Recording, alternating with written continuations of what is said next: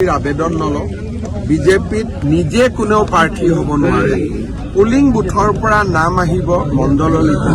মণ্ডলৰ পৰা নাম আহিব জিলালৈকে জিলাই ৰাজ্যিকলৈকে পঠাব ৰাজ্যই দিল্লীলৈকে পঠাব নাম প্ৰপ'জ কৰিব কৰ্মী বা কাৰ্যকৰ্তাই আমাৰ দলত কোনেও নিজে ইলেকশ্যন উঠো বুলি ক'ব নোৱাৰিব অন্ততঃ অফিচিয়েলি আনঅফিচিয়েলি বেলেগ কথা ইয়াত ফৰ্ম নাই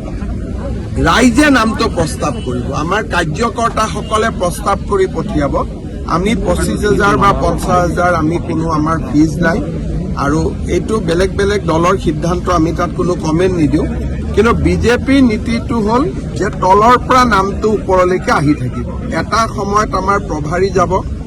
বিভিন্ন ৰাজ্যত হয় অসমত নাজানো আমাৰ বক্স এটা থাকে সেই বক্সত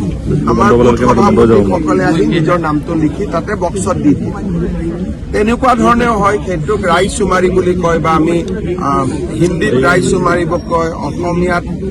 আমি মত সংগ্ৰহ বুলি কওঁ গতিকে বিজেপিৰ বিভিন্ন মডেল আছে এইবাৰ কোনটো মডেল ল'ব মই নাজানো কিন্তু যেনেকে ত্ৰিপুৰা ঝাৰখণ্ড আদি